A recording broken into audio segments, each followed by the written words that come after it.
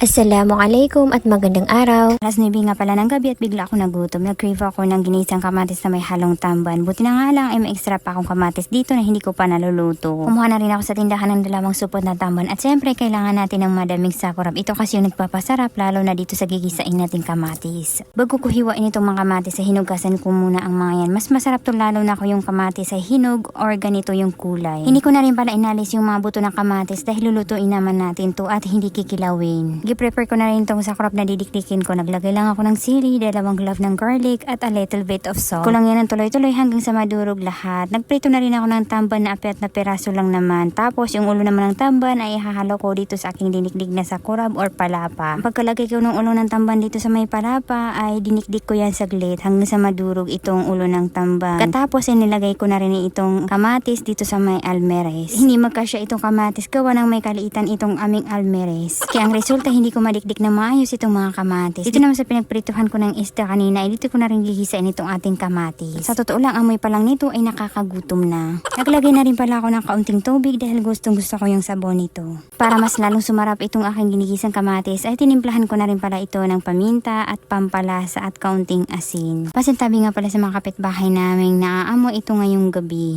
Medyo madami itong niluto ko ngayong gabi dahil magtitira ako para dun sa kapatid ko para bukas. Gustong gusto din niya kasi ang ganitong klaseng luto sa kamatis basta wag lang sobrang spicy. So ayun na nga, kanina pa ito kumukulo at malambot na rin itong kamatis at pwede na rin hanguin. So yun na nga, ready to serve na itong ating ulam ngayong gabi. Kumanta no, at yun lang muna. Maraming salamat sa panonood. Follow for more.